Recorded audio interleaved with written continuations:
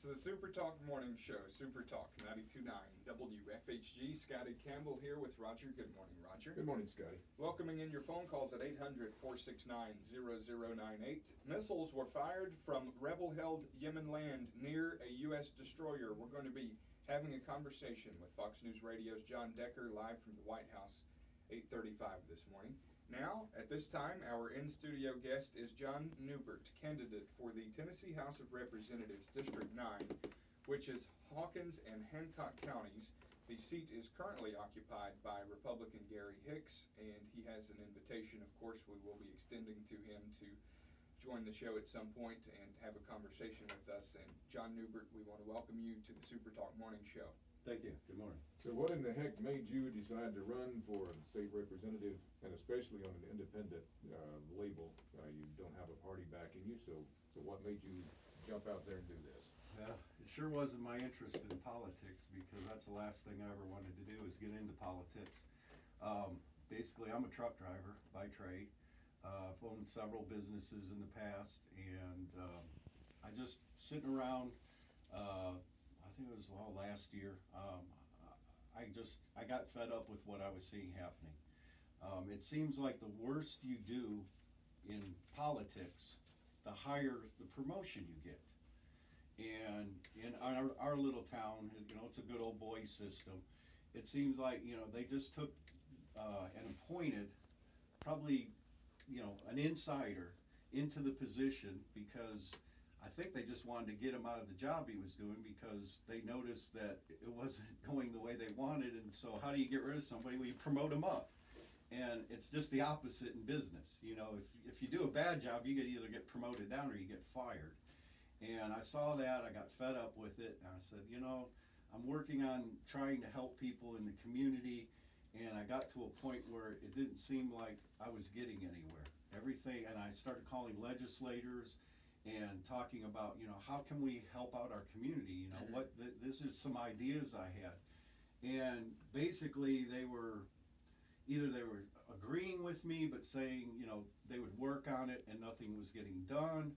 Or they would say, well, if you feel that way, why don't you run for office? And I just heard that so many times that I said, I think I'm going to do it. I know it's going to be an uphill climb, but I'm going to go ahead and throw my hat in the ring, and that's what prompted me to get off the couch and do it. So you've got some ideas that you had talked to the leaders before, and what are some of those ideas that you want to bring to the state legislature in Tennessee? Well, some of the ideas were, our small towns, populations less than 7,000. These small communities, they're going away. And they're going away, they're turning into nothing against thrift stores or, payday loan companies. But really, our whole downtowns are turning into antique stores, thrift stores, and payday loan. And other than that, you really don't have anything in town to go in like you used to. And I started thinking, all these things coming out of the legislature and the state, these tax credits for 3 years to bring in business, which is great, even though, anybody in business knows your first 3 years that you're there, you really don't pay taxes anyways. But I thought, but what are they doing for us, in the small towns? And I see nothing coming through, and I said, well, why can't we, you guys sell bonds all the time. Why can't we issue out bonds to help businesses get started? Since a new business can't get a loan at a bank to start up, why don't we, through our SBAs, Small Business Administrations, do this? And all I kept hearing was, well, they don't even have any money to fund this stuff. And I'm like, well, why? And nobody would give me any of these answers. I've sat down with some community leaders, some really smart people. I sure don't know it all. I mean, by trade, I'm a truck driver. And I said, well, but I know how to get a hold of the right people to help me with this. And that's what I started doing. And they helped me craft some of these bills that I've written and, work out some of the details on how this can actually be done. And through that, I've learned, a lot of this inaction is just because people don't take the action to go out and try and make a difference. And that's where I step in. I said, well, I think I got about 6 bills I'm working on now, and it seems every time I go to one of these community meetings and talk to people, somebody comes up and has another suggestion of a bill. How come we don't do this? How come we don't? And I said, well, send me an email. Let's start working on it. And that's how it comes about, is through the community. So that's how I know the bills that I'm bringing up for the legislature are actually coming from my community, and things that we need to address that haven't been getting done.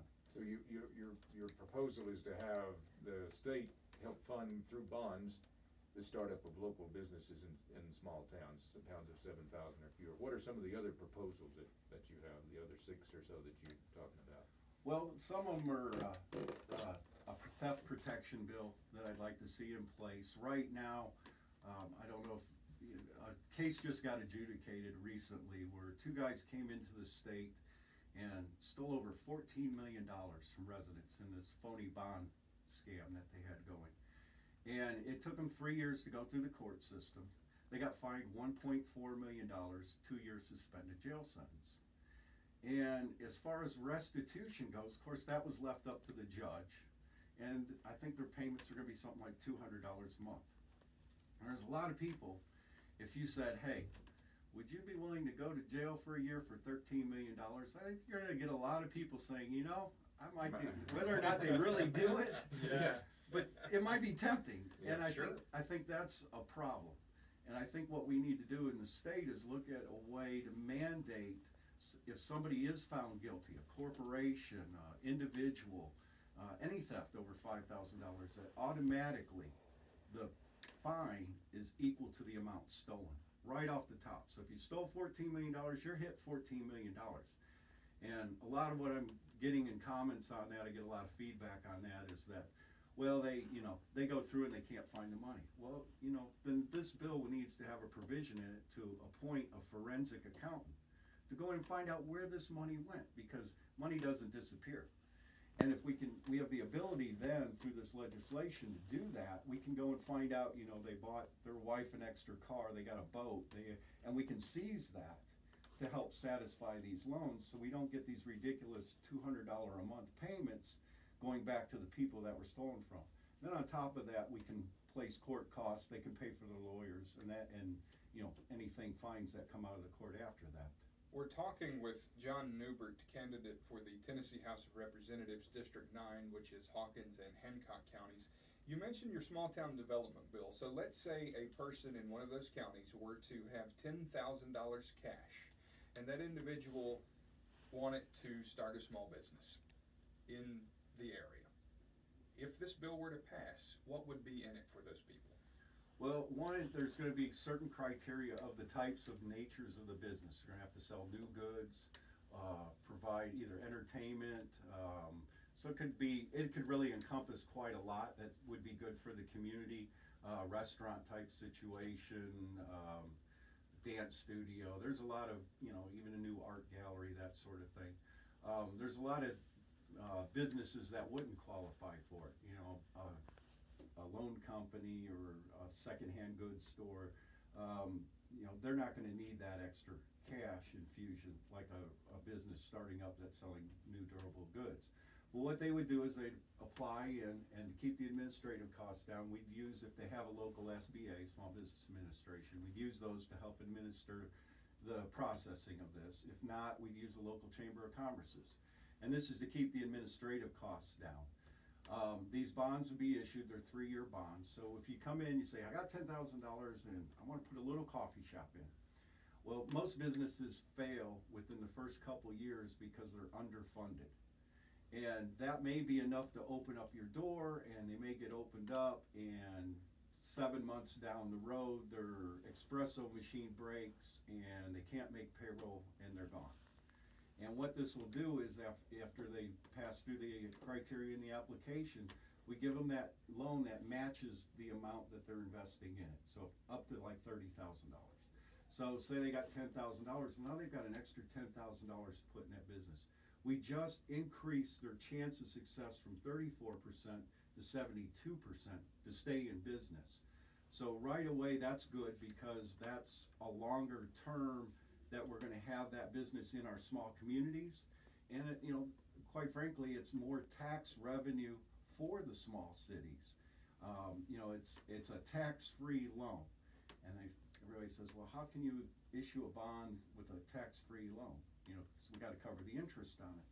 The amount of revenue generated from purchasing of goods in the local market, hiring of people to work, the payroll tax, the goods sold, the tax that's collected from that, more than compensates the interest that would have to be returned on a bond. So we've covered that end of it. And then we've got an equal stake in the business as a state. If we put in $20,000 and they fail, well, we're 50-50 partner in with that business. So we'll be able to recoup that loss in case the business did come in and just never made it. We'd be able to recover that. So we're not gonna lose that way.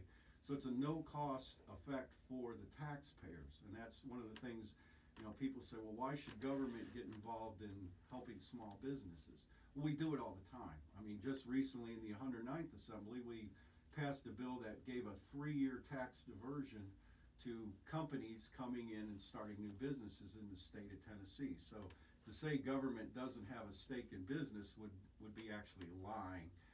We do, and we do it all the time, but we're not doing anything for small town development, and that's why I think this bill's important. John Newbert is the independent candidate for House District 9, state of Tennessee. You're running as an independent, that you've admitted is a long shot. It's an uphill climb. You don't have the party apparatus to support you. So before we close your interview here, let's give you a couple of minutes to give your best pitch as to why you should be the person who people go to the polls and vote for in November. Well, I'm not a politician, and I'm an independent. I'm not taking when I started the campaign, I had a few organizations come to me and offer me money to run my campaign against my opponent.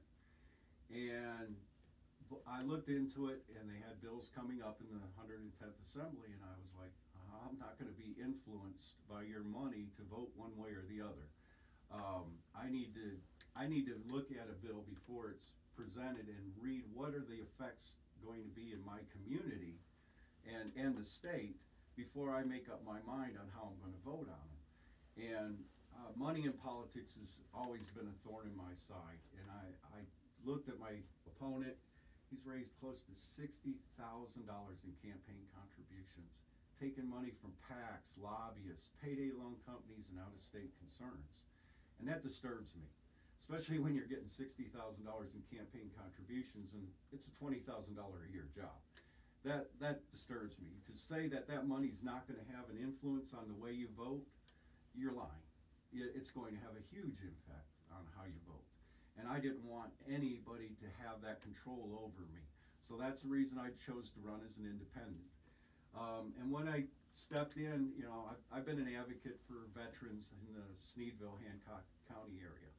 And I learned that a lot of what we run up against as politicians, or getting into being a politician, is the people's inability to look outside the box to find solutions. They come in and they say, this has to be done this way, and this way. Well, I ran into that as an advocate, and I said, no, wait a minute, there's gotta be another solution. And every time I came up with a solution to the problem and threw it towards the VA or towards the politicians, they'd find a way to dismiss it. And I got tired of it, so I kept looking outside the box, found a way to make that solution happen. And I thought, that seems to be the problem with a lot of this, is that you get in and you think things have to be a certain way. You have to vote a certain way. I voted for this guy for 10 years. I got to keep voting for him. Even though this is the guy that caused a budget shortfall in our community, I voted for him 9 times before. I'm going to vote for him again. And we have to start looking at other solutions. And that's the reason. That's what I bring to the table, is the ability to go past normal politics and say, talk with community leaders, develop a consensus, and then figure out a way to implement that type of legislation that's going to help our communities. Again, John Newbert is our guest this morning in studio, talking about his candidacy for House District 9, an independent candidate, House District 9, Tennessee. And Scotty, on the program here, we invite candidates for any of our local offices to come in and express their reasons for running. And of course, the opposition for John Newbert is welcome on the program also to express their reasons for running.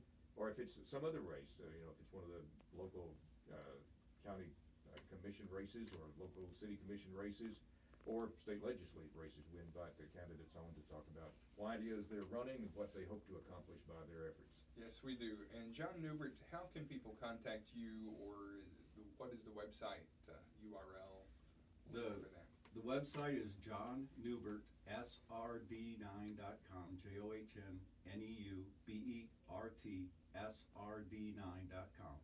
And if you go to that, you'll be able to click on the issues button, actually read through a lot of the bills I have online. I have some video discussions about why these bills are important on there.